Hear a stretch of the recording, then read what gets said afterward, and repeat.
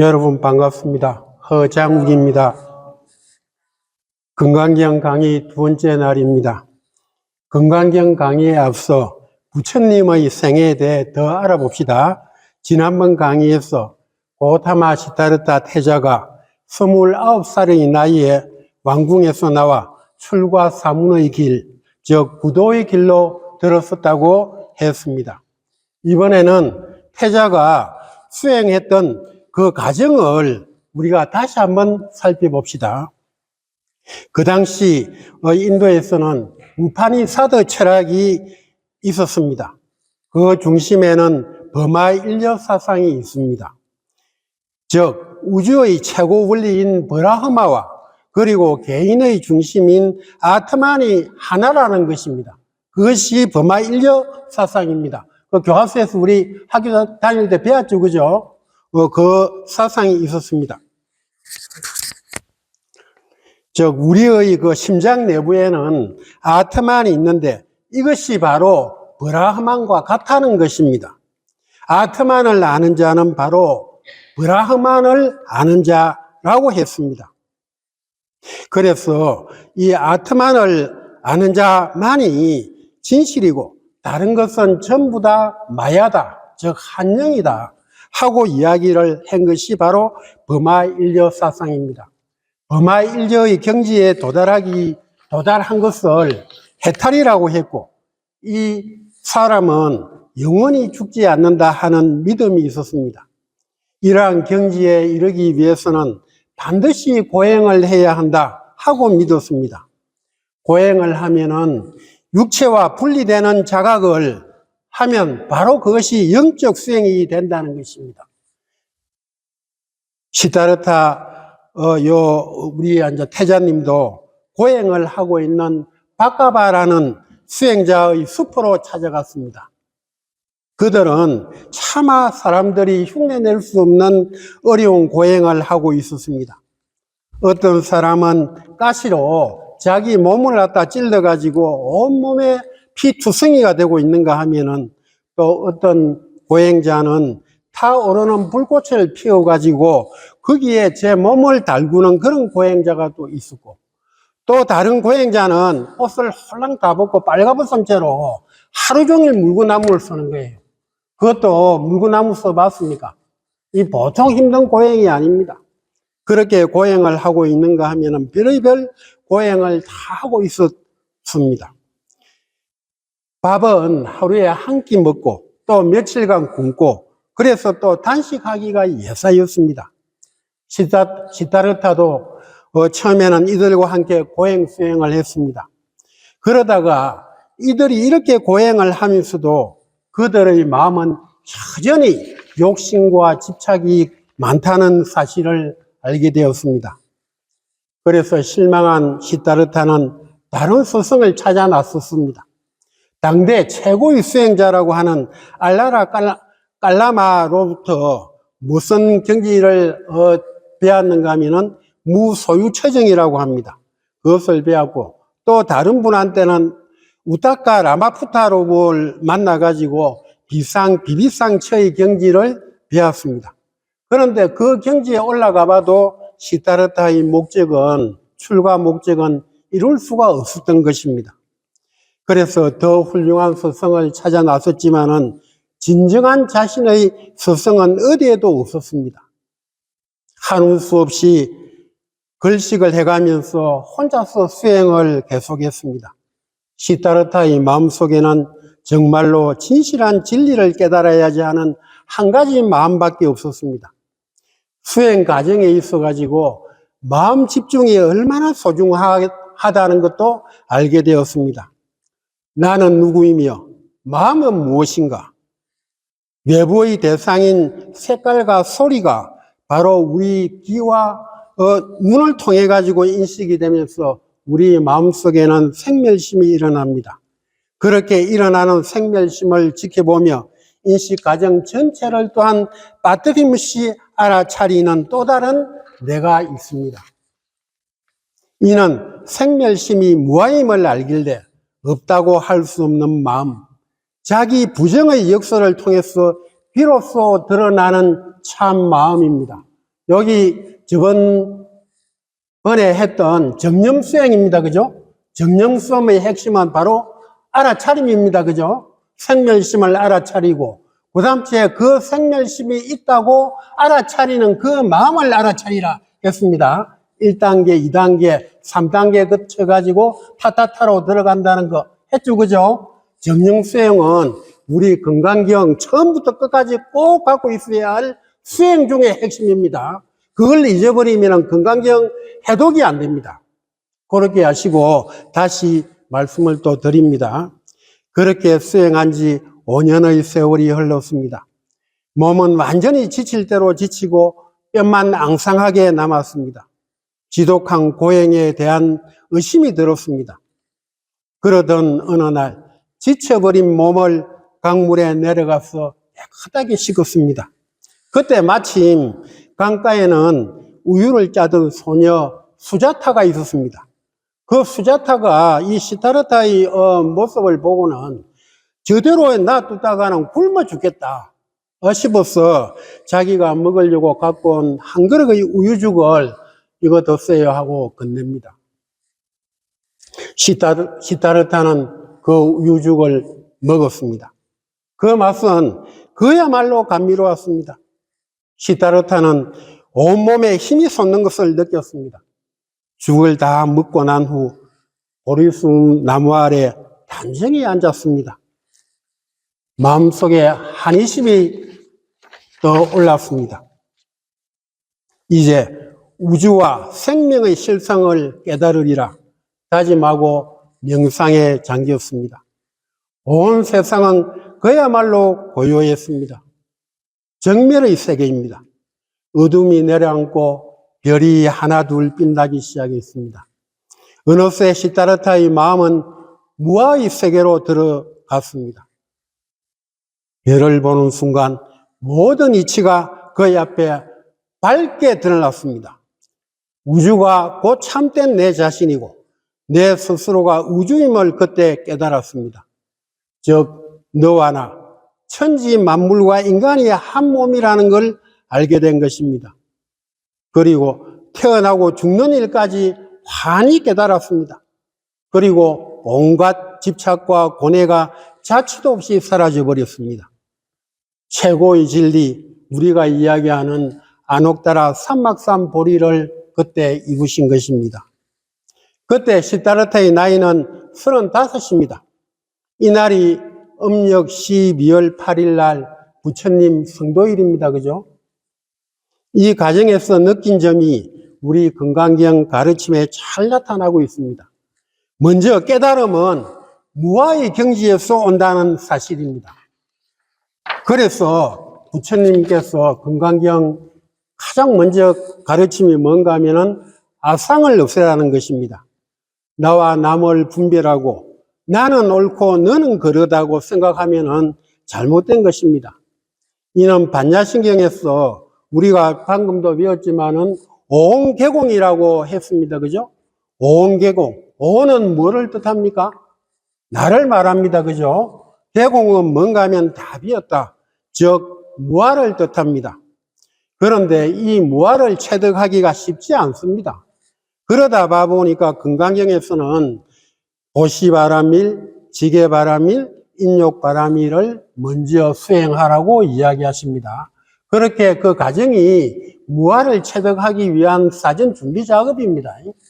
그렇게 하시고, 그리고 또 우유를 먹고 깨달았습니다. 그렇잖아요. 그죠? 그 우유는 정말로 귀중한 공약물이었습니다. 최고의 공약물이었습니다. 따라서 우유와 바로 속아주는 음식이잖아요. 그러다 보니까 사람과 사람 아닌 것 모두가 존귀하다는 것입니다. 그래서 인상을 없애라고 또 하셨습니다. 또 별을 보고 깨달으셨습니다. 따라서 생명과 무생물의 차별이 없다는 것입니다. 그래서 중생심을 없애라고 했습니다. 이때 중생이라 하면은 살아있는 생명체를 말합니다. 인간을 포함한 생명을 지닌 모든 존재를 지칭하는 말입니다. 우리는 흔히 중생 하면은 부처님과 구별되는 중생 이렇게 쓰잖아요. 그죠? 그런데 이때의 중생상은 그때의 중생이란 뜻이 아닙니다. 살아있는 생명체하고 무생물하고 이렇게 구별하는 그러한 개념입니다. 그래서 중생상을 없애라는 말씀은 생물과 무생물 다 소중하다는 가르침입니다.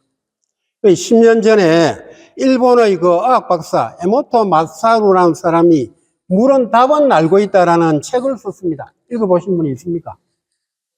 예? 읽어봤습니까?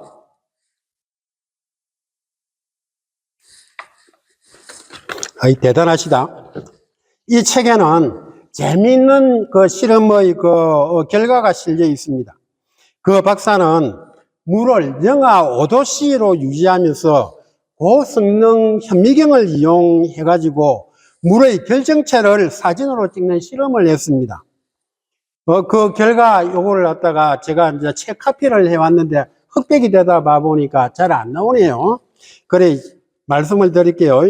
고맙습니다. 비추겠습니다. 고맙습니다. 라는 글을 물에게 보여주자 물은 또렷하게 육각형의 아름다운 결정을 만들어냈습니다. 요거 돌리겠습니다. 물에게 멍청한 놈 하고 글을 보여주자 이제는 이제 결정체가 흐려져 버렸습니다. 또 다른 거 you fool, 영어로 you fool 이러니까 결정체가 또 이렇게 흐려졌고 또 좀 나쁜 말 너 임마 이라고 욕을 하니까 완전히 이래 됐답니다. 이 결정체가 이렇게 흩어진 결정체를 비추겠습니다. 요거 돌리겠습니다. 그 다음 책 모차르트의 고향곡 40번을 돌려주자 결정체가 화려하게 아름다운 표현을 했습니다. 아름답게 그 음악처럼 곱게 이런 결정체를 만들어냈습니다. 그 다음 책 음악을 쇼팽의 이별의 곡을 들려주자 이 결정체도 이별의 모습을 그대로 보인 거라요. 쪼악쪼악 나가지고 우리 이별에 잘 있어 하는 그 모습을 보였고 그 다음 책 쇼팽의 빗방울 음악을 틀어주자 물방울 형태의 결정체를 나타냈답니다.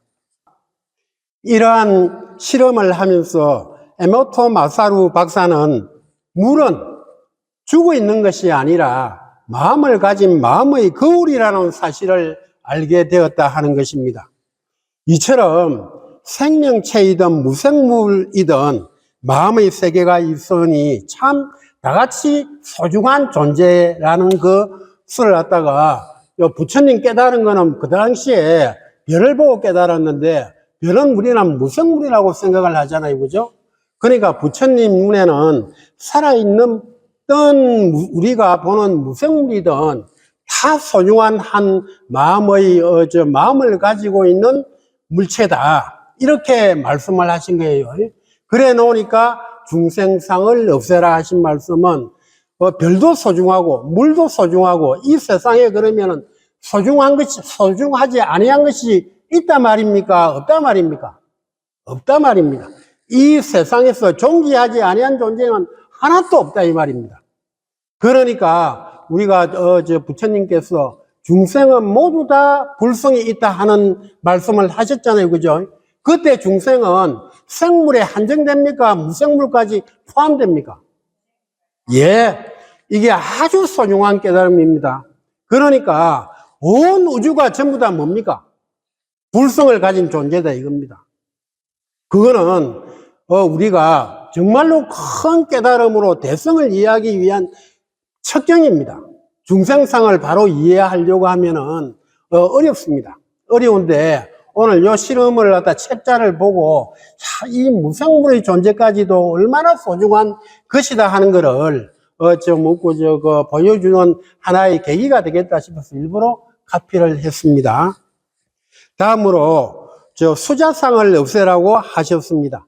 이때 숫자는 목숨 숫자입니다. 그죠? 목숨 숫자인데 이거는 태어나는 순간부터 삶이 시작되고 죽는 순간에 인생이 끝난다 하는 생각은 잘못된 것이다. 잘못된 견해라는 것입니다. 반야 바라밀의 지혜에 따르면 상과 죽음은 하나라고 합니다. 우리는 매 순간 태어나고 매 순간 죽습니다. 하나의 수명 속에는 무수히 많은 삶과 죽음이 있습니다. 즉 우리 몸에 있는 뇌세포, 피부세포와 같은 우리 몸의 세포는 매일매일 생성되고 매일매일 죽어갑니다. 이거는 제 말씀이 아닙니다. 킹난 스님의 말씀입니다. 수자상을 설명하면서 이 대목이 탁 있길래 여러분한테 전하기 위해 가지고 일부러 적었습니다. 그렇게 이해를 해 주시고, 다른 거를 앉아 킹난 스님이 말씀하신 것이 아닙니다. 이건 다른 책에 나오는 것입니다. 불교의 생사가는 몇 가지가 있는가 하면 두 가지가 있습니다. 하나는 뭔가 하면 분당 생사가 있고, 그 다음 번역 생사가 있습니다. 이거 들어보신 분 있습니까? 처음입니까? 아, 그렇습니까? 그러면 오늘 요거는 또 기억을 해 놓읍시다. 번역 생사는 뭔가 하면은 사람이 죽고 살았잖아요. 그죠? 분단 생사부터 먼저 이야기합시다. 분단 생사는 왜 우리 범부들의 생사를 분단 생사라고 합니다. 요거는 왜 분단 생사라고 하는가 하면은 지난번의 생애가 있고 이번에 이성의 생애가 있잖아요. 그것이 연결됩니까? 안 됩니까? 여러분 전생 기억합니까? 못하죠, 그죠? 왜냐하면 끊어졌거든요. 저번 생을 딱 끊고 일생에 딱 와갖고 또 앉아 새로운 생이 되다 봐보니까 전생을 기억을 못하는 거예요. 끊어졌습니다. 모든이 그래갖고 분단이라 합니다. 그래서 분단이라 하고, 그러다 봐보니까 분단 생사는 우리 범부의 생사를 말합니다. 생과 사가 따로입니다. 따로. 그래서 죽음은 즐겁습니까? 공포입니까? 그러니까 죽음이 공포스럽잖아요. 그죠? 우리 범부들에게는 죽음이 공포로 작용합니다. 그런데 그와는 달리 번역 생사는 뭔가 몸만 바뀌어 변화하는 것이다. 죽음을 그렇게 봅니다. 번역 생사는 생사가 분리된 것이 아니라 연결되어 있다고 생각을 합니다. 가을이 가면은 겨울이 오고, 겨울이 가면 또 봄이 오고, 그렇게 사계절의 순환이 이렇게 되듯이 우리의 삶과 죽음도 그와 같다고 보는 것입니다. 이거는 아란과 보살의 경지입니다. 이거는 보통 이 범부의 경지가 아니라, 우리 저번번에 아란 배웠죠, 그죠? 아란의 경지를 배웠습니다, 그죠? 아란이나 보살, 오늘 앉아 보살의 개념을 배웁니다. 보살의 이런 그런 경지이지, 범부와 같은 그런, 이 경지에서는 범부와 같은 그런 죽음의 공포가 없습니다. 그래서 능가경 보신 분, 능가경에는 어생신이 있습니다. 어생신은 뭔가 하면은 생각으로 태어나는 몸을 어생신이라 합니다. 제가 알기로는 어생신은 보살 팔찌에 도달하면은 어생신을 일으킨다고 합니다. 이거는 지극히 깊고 오묘한 경지가 돼가지고 제가 말씀을 드릴 수가 없습니다. 그런데 우리는 이와 같이 삶과 죽음은 완전히 분리되어 생각하는 수자상을 없애라고 부처님은 말씀을 하십니다. 이 네 가지 잘못된 지각이 바로 고통의 근원이라고 말씀하십니다. 보살은 이러한 잘못된 지각으로부터 자유로운 사람을 말합니다. 즉 보살은 산스크리스트로 보디사트바라 하거든요. 보디는 뭔가 하면은 깨어있는 사람, 깨어있다 이 말이고, 사트바는 살아있는 존재를 뜻합니다. 따라서 보살은 뭡니까? 깨달은 존재, 깨달은 사람을 일컫는 말입니다. 요만큼 해놓고 우리가 보살의 개념을 알고 지금 건강경 들어가겠습니다. 우리 건강경 요 교재 갖고 계시죠, 그죠? 몇 페이지를 하는가 하면 그때 이제 제1법회의 인전했고, 그 다음 이제 제2는 스보리가 법을 묻는 것이니까 이거는 중요한 것이 없습니다. 그죠? 그냥 지나가고 제3부터 앉아 들어가겠습니다. 제3의 선품, 대성의 근본 뜻이 나옵니다. 요 제목은 부처님께서 지은 것이 아니고 누가 지었다 했습니까? 소명태자. 예. 그래서 소명태자가 그런데 주제를 다 적정하게 잘 정해놨어요. 그래갖고 제3에는 대성의 근본 뜻 해가지고 붙여놨는데 그 대자는 뭔가 하면 큰 대입니다. 그죠? 큰 대고 성자는 술의 성입니다. 그래서 대성이란 말은 혼자 가는 것이 아니라 우리 다 함께 이렇게 행복한 세상으로 간다는 뜻입니다. 그죠? 그래서 부처님께서 수보리에게 말씀하셨습니다. 모든 보살, 마살은 다음과 같이 그 마음을 다스려야 한다. 여기 이건 그냥 보통 보살이 아니고 보살, 마살이라 했거든요. 마하는 무슨 뜻입니까? 예, 크다, 위대하다. 이 말입니다. 그죠? 예, 크고 위대하다. 그러니까 살이 붙었으니까 보살, 마살은 대보살이다. 이 말입니다. 보살 중에서도 이거는 보살 초지보살입니까? 아닙니까? 초지보살 정도는 안 되고 크게 이거는 적어도 팔지나 십지보살 이런 수준이다. 이 말입니다. 그죠? 그렇게 큰 대보살을 말씀을 하신 겁니다.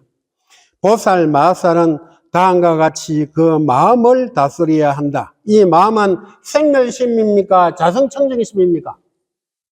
생멸심을 이야기합니다. 그죠? 지난번 했습니다. 생멸심을 어떻게 다스리는가? 저 말씀을 하십니다. 아래서 태어난 것이나 태에서 태어난 것이나 습기에서 태어난 것이나 변하여 태어난 것이나 요까지가 불교에서 네 가지 생명체, 사생, 탄생에 따라 가지고 생명체를 네 가지로 구분합니다. 그죠? 그래서 이거는 사생 개념을 말씀을 하고 계십니다. 아래서 태어난 것은 우리가 새라든지 물고기입니다. 그죠? 그리고 태에서 태어나는 건 탯줄 갖고 태어나는 우리 동물을 말하는 거고, 습기에서 태어나는 거는 벌레 같은 거를 말하는 것이고, 변하여 태어나는 것은 뭔가 하면은 불교에서 특별합니다. 요거는 화생이라 합니다. 화생이 되어가지고 지옥에 떨어진다든지 천상에 떨어지는 것은 몸이 가는 것이 아니거든. 몸이 가는 것이 아니고 우리 마음이 가는 것입니다. 마음이 변해가지고 가는 것이기 때문에 화생이라 합니다. 그래서 화생, 지옥이나 그 다음 천상에 태어난 것을 화생이라고 표현을 합니다. 그렇게 네 가지 태어남의 구분이 있다 하는 걸 생각을 하시고, 형상이 있는 것이나 형상이 없는 것이나, 생각이 있는 것이나 생각이 없는 것이나, 생각이 있는 것도 아니요 생각이 없는 것도 아닌 온갖 중생들이라 했습니다. 이걸 소개하는 책이 없습니다. 이게 뭔가. 저는 요걸 갖고 어떻게 말씀을 드리는가 하면은, 생각이 있는 것은 바로 생물이고, 그 다음 생각이 없는 것은 무생물이고, 그 다음 생각이 있는 것도 아니요 없는 것도 아니다. 이거는 미생물이다. 미생물, 단세포, 세포 들어봤죠? 그죠? 이렇게 부처님은 불안을 갖고 계시기 때문에 이까지도 환히 알고 계시는 거예요. 이거 전부 다 온갖 중생들을 내가 모두 완전한 열반에 들게 하리라.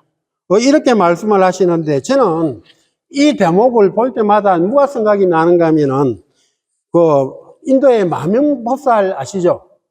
마명보살 이야기가 생각이 납니다. 그래서 잠시 우리 마명보살 한 이야기를 한번 해볼까요? 2세기경입니다. 2세기경에 중인도 마갈타국이 있었거든요. 중인도입니다. 마갈타국에 누가 있었는가 하면 아슈바고샤입니다. 아슈바고샤라는 선녀가 있었습니다. 스님이 계셨는데 그는 인도의 위대한 시인이었습니다. 성녀 시인이었습니다. 그래가지고 부처님의 생애를 시로 썼습니다. 시로 이래 써가지고 저 시집이 뭔가 하면은 불소행찬이라고 합니다. 불소행찬이라는 시집을 냈는데, 그때 그분이 계실 때 중인도하고 북인도하고 전쟁이 벌어졌어요. 전쟁이 벌어져가지고 누가 이겼는가 하면 싸움은 북인도의 승리로 끝이 납니다. 북인도에서 이겨버린 거라요. 그러니까 옛날에는 전쟁을 서로 하면은 이게 패전국은 어떻게 해야 됩니까? 이 전리품을 갖다 바치든지 노예로 사람들을 보내든지 그렇게 하고 이래야 되는 거라요. 그래야 되는데, 이 북인도의 그때 왕이 카니시카 왕입니다. 카니시카 왕이 뭐라고 했는가 하면은 중인도를 갖다 정복을 하고 나서 예상금은 내 하나도 안 받겠다. 그리고 노예도 필요 없다. 꼭 한 사람, 아슈바고샤 한 사람은 내가 데리고 가겠다. 이렇게 이야기하거든요. 그러니까 아슈바고샤가 자기 혼자 가면은 모든 백성을 살리는데 자기가 안 가겠습니까? 아니, 네, 가겠습니다 하고, 갔습니다.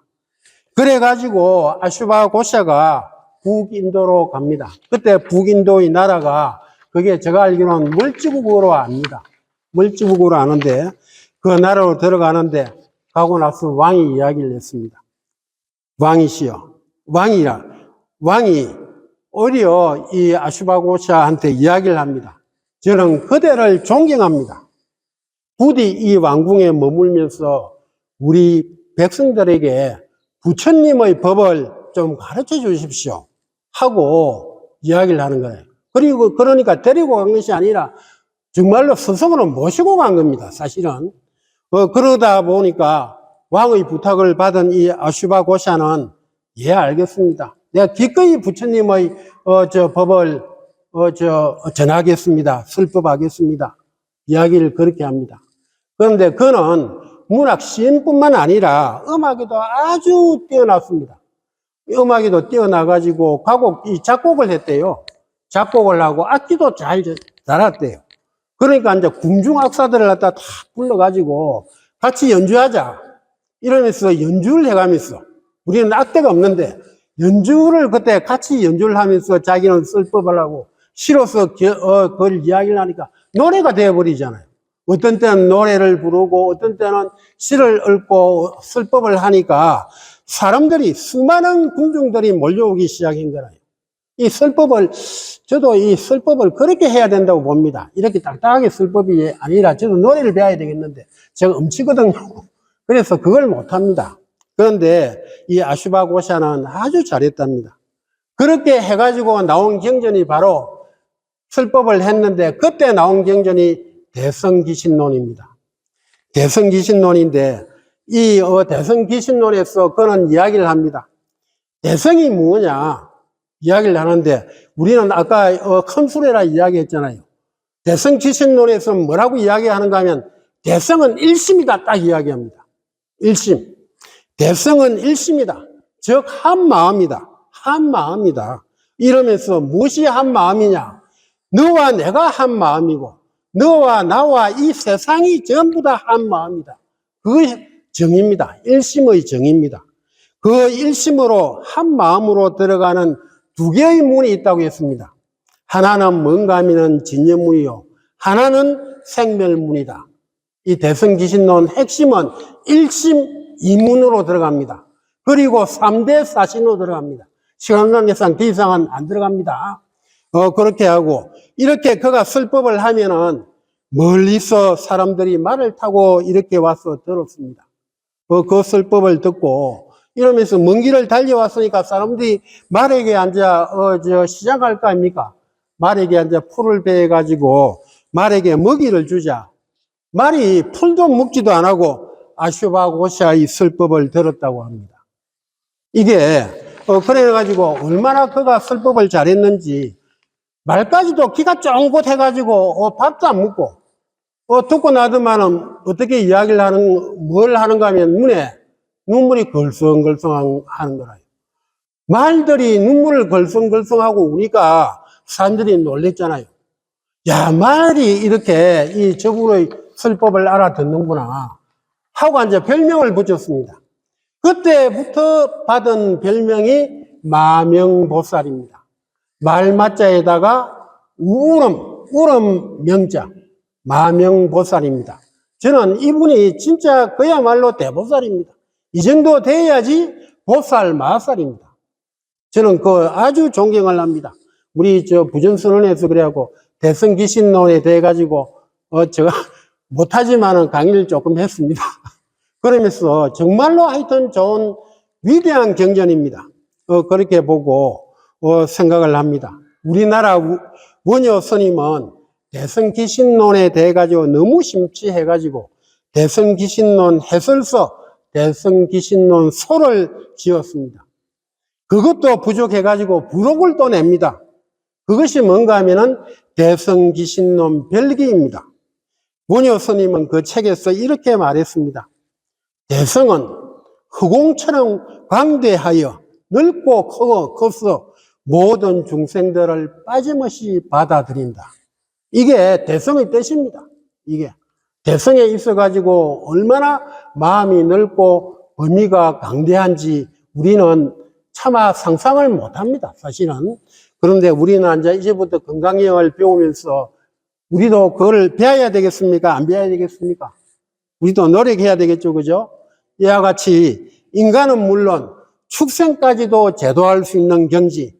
이것이 바로 진정한 보살, 마살의 경지입니다. 자, 그렇게 알고 우리 또 건강형 요 공부를 합시다. 아까 이와 같이부터 하죠. 그죠? 이와 같이 헤아릴 수 없이 많은 중생을 열반에 들게 하였으나 실은 한 중생도 열반에 들게 하였다는 생각이 없느니라. 왜냐하면 수보리야 보살에게 아상, 인상, 중생상, 수자상이 있다면 그는 진정한 보살이 아니기 때문이니라. 아까 핵심은 이야기했습니다. 그죠? 부처님 깨닫는 그 과정을 설명을 하면서 다 전달했습니다. 아상은 뭔가 하면 나와 남을 분별해가지고 나는 옳고 남은 거루다. 이렇게 분별하고 차별심을 일으키는 거. 그리고 요걸 철학적으로 또 이제 더 들어가면은 아트만이 나옵니다. 아트만이 나오는데 아까 그 전에 범하 일적 사상이 있었다 그랬잖아요. 그죠? 그런데 부처님은 아트만을 이제 여기서 부정을 하시거든요. 그래서 무하다 이렇게 말씀을 하시는데 요렇게 이제 요 철학적인 거를 들어가려고 하면은 오늘 끝도 없습니다. 그래서 이제 요 정도로 이해를 합시다.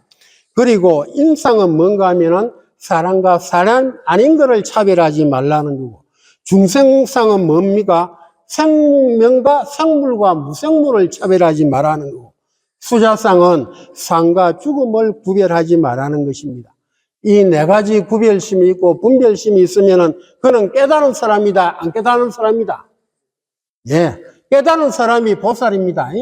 우리는 이제 여기서는 뭔가 하면 쓰는 게 여자 신도를 보살이라 하지만은 건강정의 보살은 그게 아닙니다. 깨달은 사람의 사람을 보살이라 하는데 보통 보살이 아니라 보살 마살의 경지를 지금 부처님 말씀을 하시는 겁니다. 그 다음 이제 제4 집착 없는 보시가 나옵니다. 우리가 보시는 알죠, 그죠? 보시는 베푸는 것을 말합니다, 그죠? 베푸는 거, 남에게 뭘 주는 거를 보시라 하는데, 보시에는 세 가지가 있습니다. 하나는 물건 주는 거, 요거는 재물 보시입니다, 그죠? 그 다음 제 마음으로 보시하는 마음 보시가 있죠. 남이 묻고 어려움에 당해가지고 공포심에 질려 있거나 마음의 상처를 갖다 받아가지고 마음을 아파할 때 그때 달래주고 위로를 해주는 거, 이것이 마음 보시입니다. 그리고 법보시가 이제 또 있죠, 그죠? 법보시는 뭔가 하면 진리를 전해주는 거, 이것이 법보시입니다. 요 세 가지 보시를 보시라고 합니다. 그래, 이제 또한 수보리야 보살은 어떤 대상에도 집착 없이 보시해야 한다. 말하자면 형색에 집착 없이 보시해야 하며 소리, 냄새, 맛, 감촉, 마음의 대상에도 집착 없이 보시해야 한다. 이렇게 말씀하셨습니다. 이러한 보시가 왜냐하면은 현실 세계에서 아상이 없애는 현실적인 수행 방법이거든요. 아상 없앤다, 뭐하러 들어가라 해갖고 됩니까? 안 됩니까? 안 됩니다. 부처님은 그렇게, 6년 고행을 하셨잖아요. 고행을 해가지고, 깨달음을 얻으면서 무아의 경지에 들어가시면 깨달음을 얻으신 거거든요. 왜 무아를 강조하시는가 하면은, 무아의 순간에 깨달음이 옵니다. 아상이 완전히 사라지고, 사상이 완전히 사라졌을 때 깨달음이 옵니다. 이 깨달음은 자기의 마음에도 준비가 되어 있어야 되고, 사실 바깥 세상하고 일치될 때 저 깨달음이 옵니다. 그 외에는 자기 마음으로 깨달았다는 것은 진정한 깨달음이 아닙니다. 자기가 일단 깨달음의 조건이 뭔가 하면 자기 마음이 무아의 경지에 이르러야 됩니다. 그러니까 부처님 계속적으로 무아다 하고 말씀하시는 것은 뭔가 하면은 무아가 일단 자기가 무아가 돼야 됩니다. 자기 마음이 무아가 돼야지 그 다음 이제 바깥에서의 바깥 우주의 기운하고 일치가 되는 거예요. 그것이 깨달음입니다. 자기 혼자 이렇게 생각으로 무하다 하는 것은 뭡니까? 그거는 아닙니다. 무아가 아닙니다. 그래 놓으니까 그 무아의 경지에 도달하기 위해 가지고는 어렵거든요. 그러다 보니까 현실적인 수행 방법으로서 가르친 것이 뭔가 하면은 보시고, 지게고, 인욕입니다. 그러면서 맨 먼저 나오는 것이 보시라는 것입니다. 그래 놓으니까 보시를 강조합니다. 그런데 보시를 하되 집착 없이 보시를 해야지, 조건 없이 보시를 해야지, 조건 바라면 된다 말입니까? 안 된다 말입니까? 조건 바라지 말고 보시해라. 그래야지 덕이 된다. 이 말입니다. 그래 놓으니까 이 보시 중에, 이 말은, 저는 달마하고, 누굽니까? 양나라, 양무제하고 대하가 있잖아요. 그죠? 양무제가 그야말로 보시를 얼마나 많이 했습니까?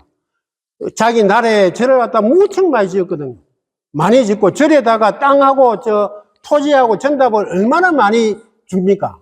그렇게 자기 자신, 그러니까 불심천대라고 했잖아요. 그래가지고, 달마하고 만나거든요. 달마 대사한테 내가 이렇게 불심천자인데, 내 공덕이 얼마만 합니까? 하고 이야기를 하니까, 달마가 뭐라 했습니까? 무했잖아요. 하나도 없다 그랬잖아요. 그거는 뭡니까? 무주상입니까? 아닙니까? 상에 걸리면 보시가 공덕이 된다, 안 된다? 말짱토로 항이다, 이 말입니다. 그러니까 보시하되 상에 걸리면 된다, 안 된다? 안 된다, 이 말입니다. 요거는 적비 개념하고 또 나옵니다. 요게 적비 개념하고 또 맞물리가 있으니까 여기 시간 관계상 요게 그냥 읽고 나가겠습니다. 수보리여, 보살은 이와 같이 보시하되 어떤 모습에도 얽매이지 않아야 한다. 왜냐하면 보살이 상에 집착하지 않고 보시한다면 그 복덕은 헤아릴 수 없이 없기 때문이니라. 수보리야, 그대 생각은 어떠한가? 동쪽 허공을 헤아릴 수 있겠는가? 왜 허공을 예를 들었는가 하면, 허공이란 말은 뭔가 하면은 구름 한 점 없이 맑게 된 하늘을 뜻합니다. 허공이라니까 우리는 허이 텅텅 비었네, 허전하네, 이렇게 생각을 하는데 그 뜻이 아닙니다. 부처님 말씀하신 이 허공은 구름 한 점 없이 맑게 된 하늘, 그걸 뜻합니다. 그러니까 허공 이렇게 이야기할 때는 번뇌가 있다 말입니까? 번뇌가 없다 말입니까?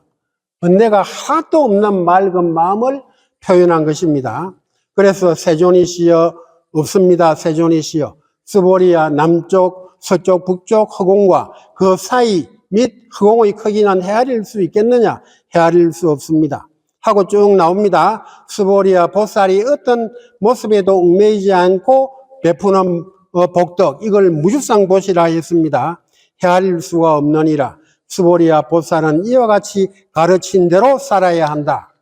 하고, 이제 부처님께서 이 무주상 보시를 갖다 아주 강조를 하니까 어떤 사람이 또 찾아왔습니다. 석가모니를 찾아와가지고 뭐라고 했는가 하면은, 저는 하는 일마다 안 되는데 이 무슨 까닭이요? 하고 부처님한테 따지듯이 물었거든요. 그러니까 부처님 답변이, 너는 남에게 베풀지 않았어. 묻고 그렇다 하고 설명을 하니까 그 사람이 한 말이, 저는 아무것도 가진 것이 없는 빈 털털입니다. 나는 복이 없어가지고 빈 털털이가 돼가지고 아무것도 묻고 없는데, 남에게 줄 거에 내가 물 것도 없는데 남에게 줄 게 어디 있습니까? 뭘 어떻게 주라는 겁니까? 하고 따졌거든요. 그때 부처님이 뭐라고 했는지 아시죠? 모릅니까? 이 시간이 지나갈래 했더만 또 해야 되겠네. 시간은 다 돼가는데. 부처님께서 하신 말씀이, 아무리 가진 것이 없더라도 남에게 줄 수 있는 것이 7가지가 있다 있습니다. 이것이 뭔가 하면은 무죄칠시아입니다. 아시면서, 그죠? 그래가지고, 요거는 혹시나 모르시는 분을 위해 갖고, 한 끝까지 무죄칠시가 뭔지, 돈 안 들이고 보시하는 7가지 방법입니다. 요거는 딱 기억을 해 놓읍시다. 빈 털털이라도 복 받는 방법입니다. 그 남에게 돈 안 들이고 보시하는 7가지 방법, 무죄칠시는 첫째는 뭔가 하면은 밝은 얼굴, 웃음 띤 얼굴입니다. 웃음입니다. 이거를 갖다 한시라고 합니다. 웃음만큼 좋은 보약은 없다고 하죠. 그죠? 웃음은 상대방을 즐겁게도 해주지만 자신의 건강에도 아주 좋습니다. 그래서 우리가 예로부터 웃으면 복이 와요 하는 말이 있잖아요. 그죠? 그래서, 우리가 이렇게, 앞으로는 정다운 얼굴, 웃는 얼굴로 살아야 되겠죠. 그죠? 둘째는 뭔가 하면은 다정한 말,恩시입니다.恩시. 사랑합니다. 감사합니다. 덕분입니다. 미안합니다. 이 4가지 말은 이 세상을 아름답게 만듭니다. 상대를 칭찬하는 말도 소중합니다. 그래서 칭찬은 고래도 춤추게 한다. 그렇잖아요. 그죠? 칭찬하는 말, 사랑합니다. 감사의 말, 요게 소중합니다. 셋째는 따뜻한 마음으로 보시하는 것입니다. 요걸 심시라 하죠. 그죠? 마음의 문을 열고 상대를 편안하게 배려해 주는 것. 이건 재물 보시보다도 더 귀합니다. 애써 만나지 않아도 우리 머릿속에 그 사람의 얼굴을 떠올리기만 해도 행복을 주는 그런 사람이 있죠. 그죠? 그렇게 마음으로 평화를 주고 위로가 되는 사람이 되도록 우리 다 함께 노력을 해봅시다. 그리고 예쁜 눈으로 보시약입니다. 이건 쌍꺼풀 수술하라는 그런 말이 아니고 눈은 마음의 상입니다. 그죠? 그래서 예쁜 마음이 예쁜 눈을 만듭니다. 내면의 향기는 눈빛, 그 사람 눈빛에서 나오죠. 그죠? 이를 안시라고 합니다. 안시. 그리고 5번째는 노력 봉사입니다. 자신의 재능이나 몸으로 봉사하는 것입니다.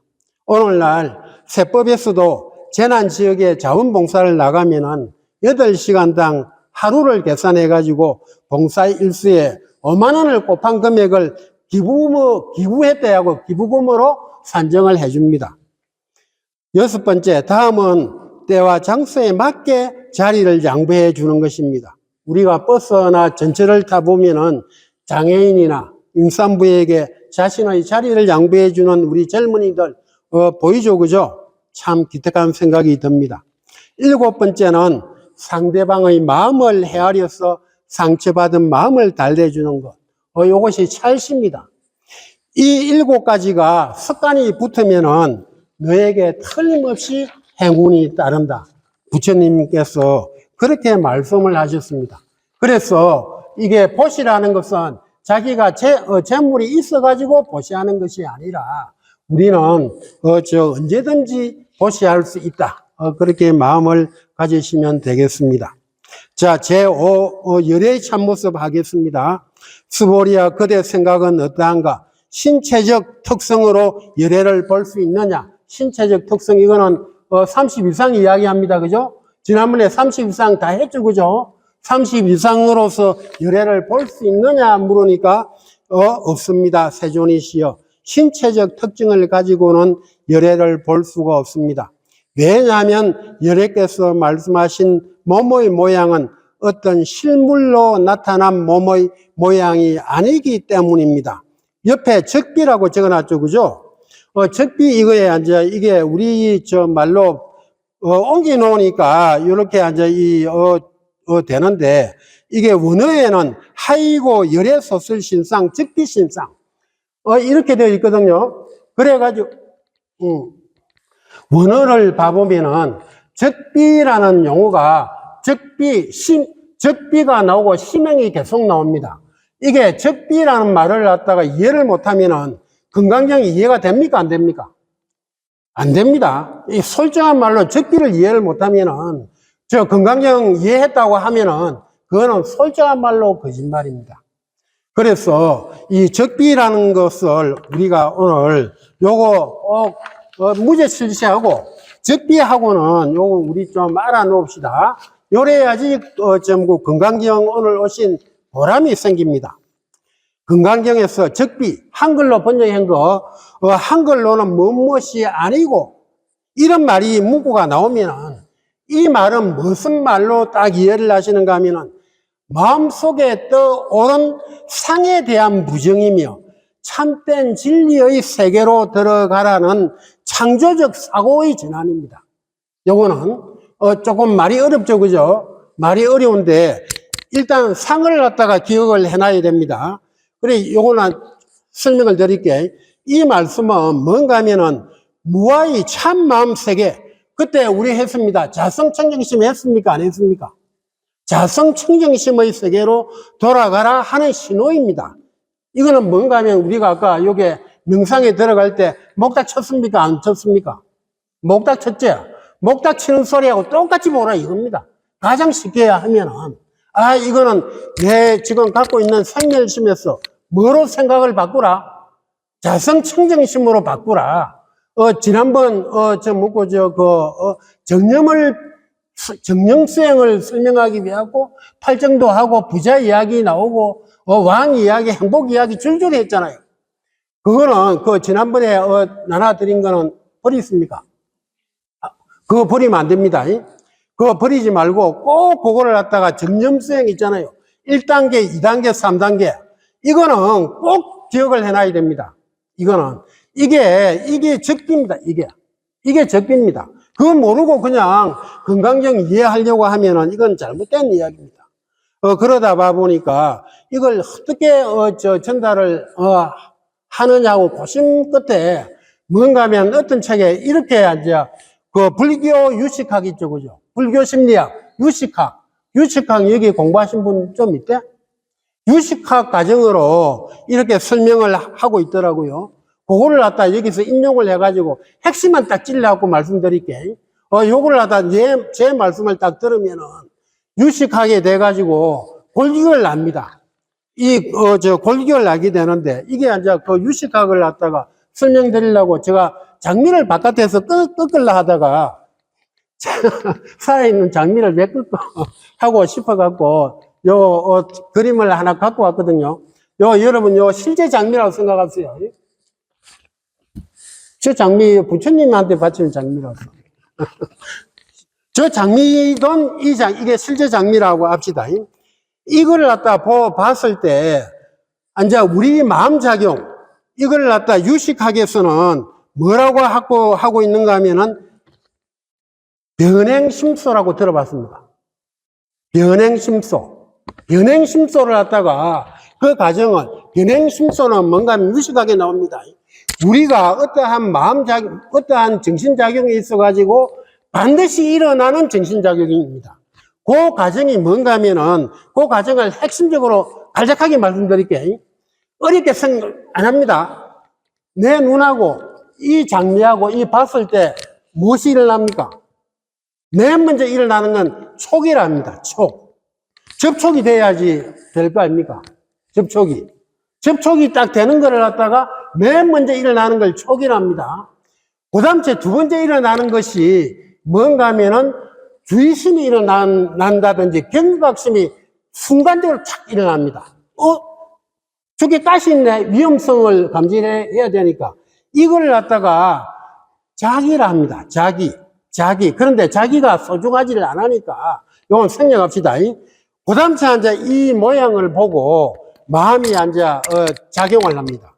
이 모양을 보고 이 마음속에 이제 들어오거든요, 장미가 마음속에 이제 들어오고 나면은 자기 마음에는 무엇이 생깁니까? 장미가 이래 들어옵니까? 안 들어옵니까? 자기 마음속에 이걸 보고 나서 촉이 일어나서 이게 이제 마음속에 들어옵니다. 들어오거든요. 이 마음속에 들어온 장미가 있습니다. 그런데 이 장미를 촉을 일으키고 나서 내 마음에 들어온 장미하고 이 실제의 장미하고는 같은 겁니까? 다른 겁니까? 다른 겁니다. 이때에 이거를 이 마음속의 장미하고 이 실제의 장미하고는 틀립니다. 내 마음은 그때 어떻게 벌어지는가 하면은 대상으로서 이렇게 보고 있는 대상, 내 마음속에 들어온 장미가 있고, 그 장미를 바라보고 있는 내 마음이 또 있는 거라. 내 마음이 두 가지로 이제 갈라집니다. 내 마음이 내 마음속에 들어온 장미를 보고 있는 거를, 그거를 뭐라고 하는가 하면 상분이라 합니다. 상분. 거기에 이제 상자라, 상분이라 하고, 그 상분, 마음속의 장미를 바라보고 있는 내 마음, 그걸 갖다가 견분이라 합니다. 견분. 유식 공부하신 분은 견분, 상분, 기억이 납니까? 안 납니까? 지금은 이제 이해가 싹 됩니까? 안 됩니까? 내 마음에 들어온 장미, 그거를 상분이라 하고, 그 다음에 그 마음을 갖다 그 장미를 바라보고 있는 마음을 뭐라 한다? 견분이라 한다. 요렇게, 그러면 보는 마음은 견분이고, 보이는 마음은 뭐라 한다? 상분이라고 한다. 내 마음속에 들어온 장미. 그런데 내 마음속에 딱 장미가 들어오는 순간, 이것은 실제의 장미하고 같은 것입니까? 틀리겠습니까? 틀립니다.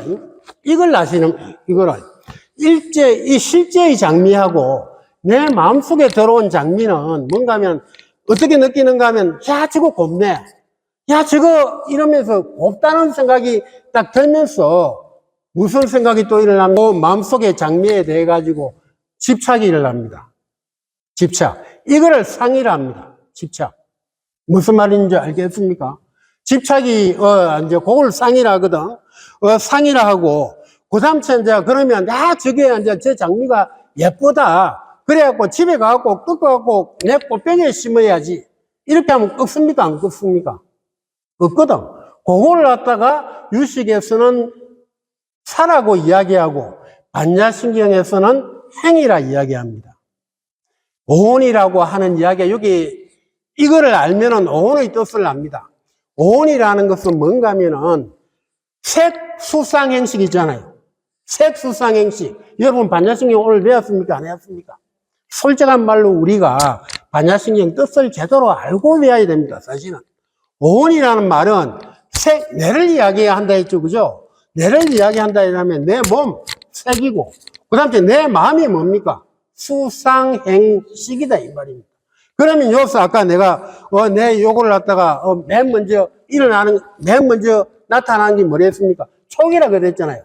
촉이고 자기이다. 이거는 수에 포함되어 버린 거라. 오온에서는, 오온을 설명할 때는 촉, 그거하고 자기하고 수가 이야기 마음속에 들어왔다는 걸 수라한데 그랬잖아. 그 수의 개념이라. 그게 그러면 수상은 뭡니까? 집착한다. 이거 내 마음이 집착하는 걸 상이라 그랬잖아요. 상. 그 다음 이제 수상행은 뭡니까? 아까 따는 거. 거기 행이 들어가고, 그 다음 뭐가 생기는가 하면은 식이 생긴다. 내 마음이 생기는 과정이 수상행식. 이것이 내 마음을 이야기하는 겁니다. 내 마음이 어떻게 작동하느냐 하고 이야기하는 것이 수상행식입니다. 그런데 유식에서는 이제 세분화시키 가지고 맨 먼저 촉이다. 그 다음에 자기가 일어난다. 그 다음에 수가 일어난다. 마음속에 수가 일어나면 내 마음속에 장미가 있고, 그 다음에 견문과 상분이 생긴 거라.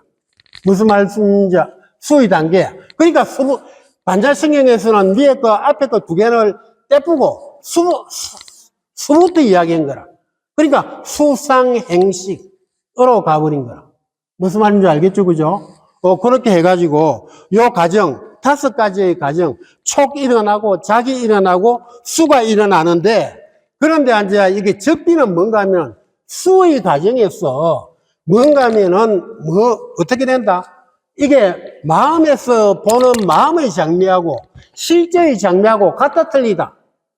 바로 그걸 아는 거라, 직감적으로. 내가 생각하고 있는 그 마음의 상하고, 실제의 대상하고는 같아 틀린다. 예? 틀린다는 걸 바로 안다. 적비. 그러니까 적비인 거라. 바로 안다. 내가 이렇게, 생각이 떠올랐는데, 내 마음속에 떠올랐는데, 그것은 실제가 아니다는 거를 바로 안다. 이 뜻으로 적비해라. 이 말입니다. 그 또 다른 예를 갖다 또 하나 들어볼게. 가장 이제, 쉬운 예를 들어볼게. 현대적으로. 이제 어떤 친구가 이제 자기를 찾아와서 이야기를 합니다. 이제 우리가 이제 세상사가 가장 이제 그게 쉽게 이해가 되니까 어떤 회사 주식이 있는데 그 주식이 한 달 후에는 꽃배기가 될 거래. 왜냐하면 그 회사 신약 개발했다고 내 들었거든 하고 이야기를 한단 말입니다. 그러면은 내 순간에 그게 이제 내 귀에 들립니까 안 들립니까? 예, 내 귀가 이제 듣기는 거라. 여기 그 사람 말하고 내 귀하고 뭐가 됩니까? 그게 촉입니다. 촉이 돼가지고 여기 이제 내 마음속에 들어옵니까 안 들어옵니까? 내 마음속에 들어와갖고 그 A 회사가 내 마음속에 들어옵니까 안 들어옵니까? 내 마음속에 잠기는 거라. 그러면은 그 A 회사가 내 마음속에 어떤 걸로 생각이 기억이 나는가 하면은 그 회사는 신약 개발을 갖다가 해가지고 한 달 후에는 주식이 꽃배기가 될 회사다 하고 산 거로 내 마음속으로 잠겨버리는 거야. 그러면은 요걸 갖다가 건강경 우리가 이제 적비를 알면은 그걸 갖다가 믿습니까 안 믿습니까? 일단 적비 딱 부정을 해야 되는 거라. 그런데 만약에 적비 안 하고 끌리가 보면 왜 됩니까? 끌리가면 나도 적시 써야지 적비가 아니라 나도 가고 얼렁 써야지 하고 그걸 갖다 사탁하면은 어떻게 됩니까? 이거는 그 손해가 막심합니다. 이거 싫어합니다. 사실은 막심합니다. 내가 그걸 보고 그 친구한테 건강경 적빈이 안 하고 말도 못하겠고 그래갖고 그 친구는 거기에 끌려가가지고 그래 놓으니까 적비를 알면은 마음속에 그 생긴 회사가 실제의 회사하고 같은 게 안 한지 확인합니까 안 합니까? 해야지. 실제 회사 알려고 하면 뭡니까? 우리 여기에 들어가고 그 회사 재무제표 손익계산서 보고 그 다음에 재무제표도 확인해 보고 야 부채가 있는지 없는지도 한번 보고 이 수익이 얼마나 나는지도 해보고 경영진단도 한번 해보고 이게 실제 회사의 그거를 갖다가 확인을 하고 나서 이렇게 판명을 해야 될 거 아닙니까? 그죠? 예. 그렇게 안 하고, 이렇게, 막 해버리면은 손해를 본다, 안 본다.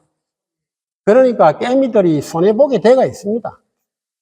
요 과정을 알겠죠? 그죠? 그래가지고 적폐의 과정은 뭔가 하면 자기가 일어난 마음의 상을 바로 하면 일단은 아니다 하고 부인하는 과정이라. 그러면은 부인을 해가지고 다시 이제 실자고 같은지 안 한지 확인해야 될 거 아닙니까? 그 과정이 또 있습니다. 그런데 시간 관계상 모르겠습니다. 여기 이제 부처님 요거를 갖다 끝을 내야 되니까 시간은 다 됐거든요.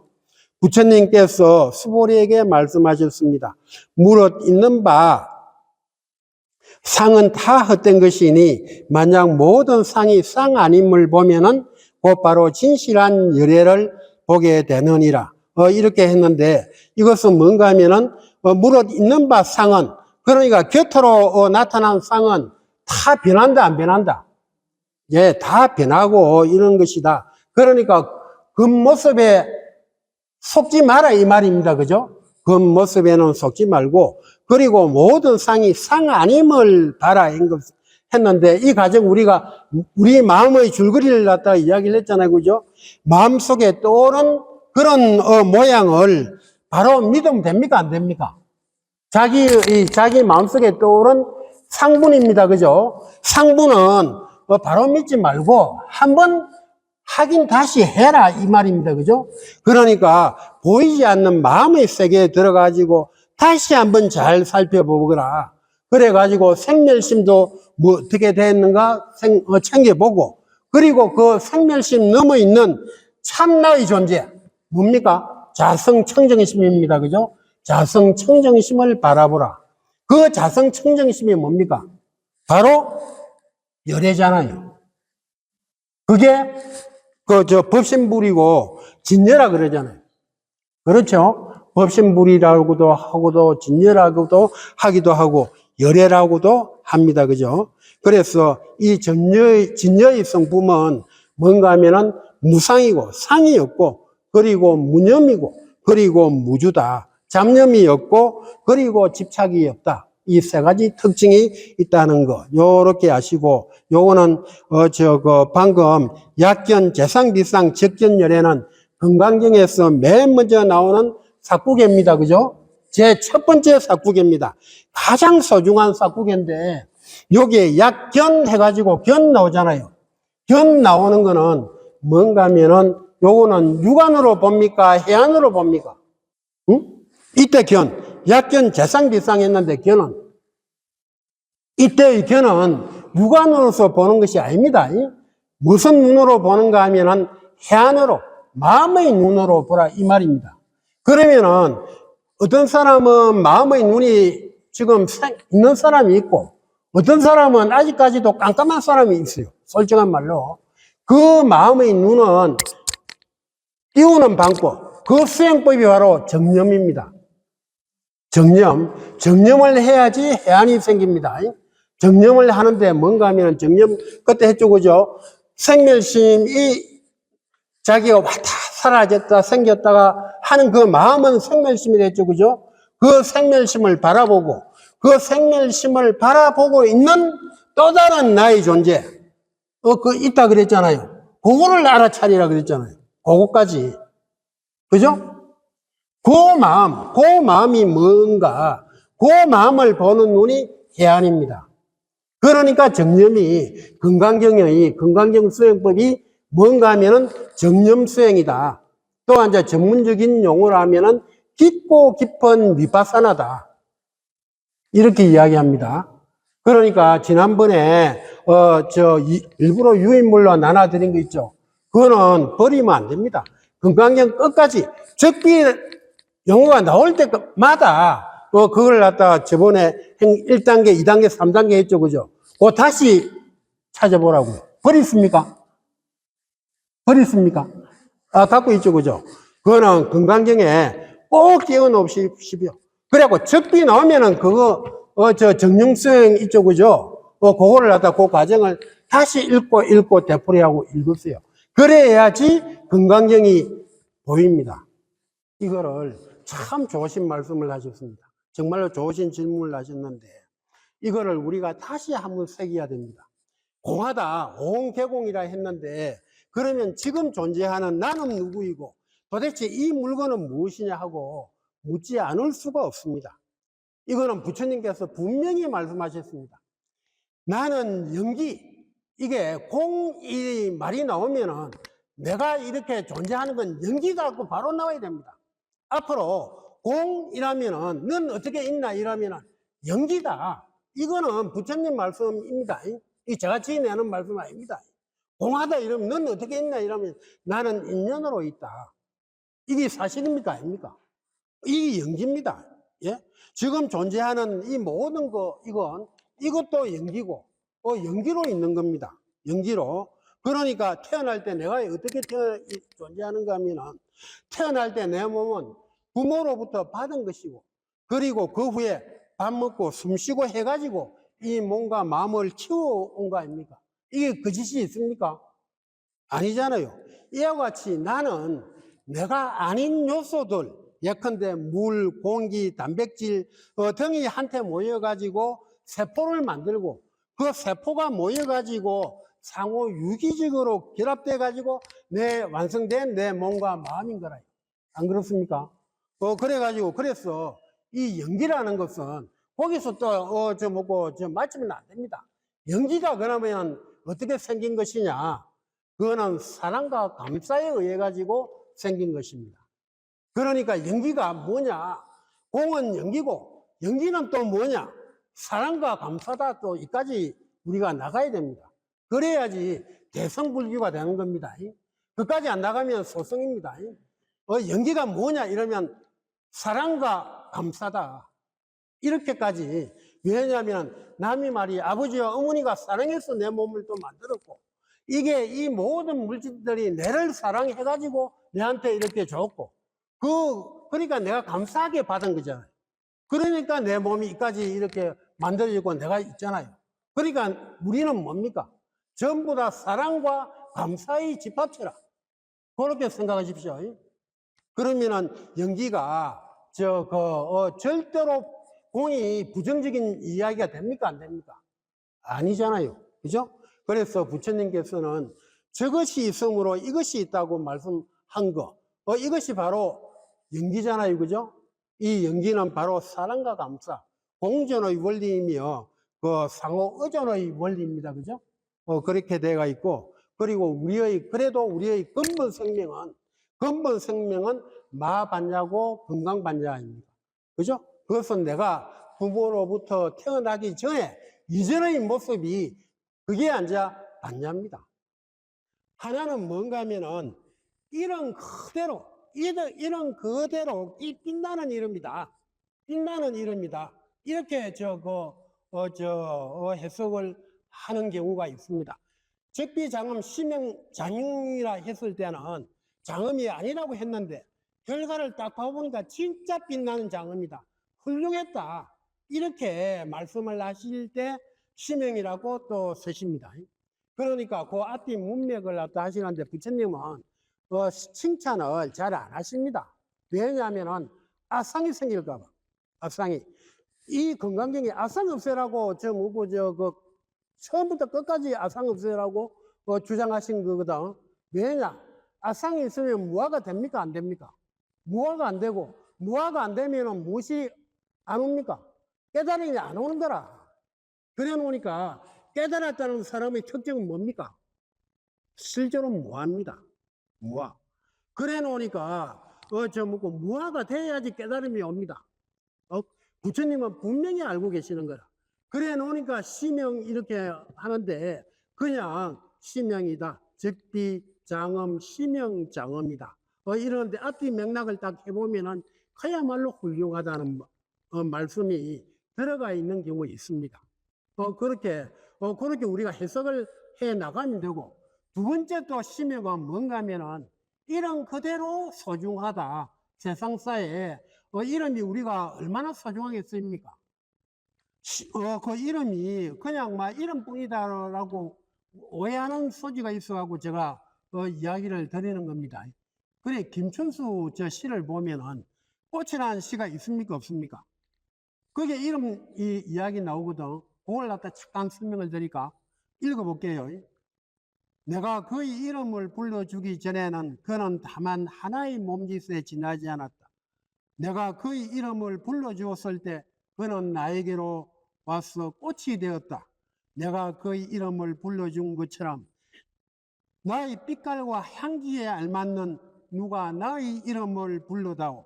그에게로 가서 나는 그의 꽃이 되고 싶다. 김철수의 우리 교과서에서 배웠죠, 그죠? 아주 유명한 시잖아. 이때 이름이 뭡니까? 너와 나를 연결시켜주는 아주 소중한 수단입니다. 안 그렇습니까? 이름은 그만큼 소중합니다. 우리 세상서에 예사 이름이 예사로 우리는 시명이다 하고 예사로 생각하면 됩니까? 안 됩니까? 이 세상에서 아주 유용하고 뜻깊게 쓰이는 그런 작용을 한다. 그게 두 번째 시명의 뜻입니다. 또 세 번째 시명의 뜻은 어떤 때에 또 쓰시는가 하면은 헛된 이름, 실속은 속은 없는데 이름만 있는 거 있습니까? 없습니까? 그거 예를 들면 뭡니까?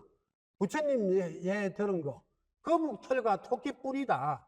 그 말씀을 하셨거든. 들었죠, 그죠? 거북털이 있습니까? 없습니까? 실제는 없는데 이름만 있잖아요. 그 다음에 토끼뿔이 있습니까? 없습니까? 없잖아요. 이름만 있잖아요. 그럴 때 시명을 또 씁니다. 그러니까 시명은 몇 가지 용도로 쓴다? 세 가지 용도로. 이름 그대로 소중하게 세상에 쓰인다. 그러니까 시명은 세 가지 차원으로서 이렇게 쓰시니까 그거는 우리가 앞뒤 문맥을 이래 보고 부처님의 시지를 딱 담아가지고 이해를 하시면 되겠습니다. 예, 답변이 됐는가 모르겠습니다. 예.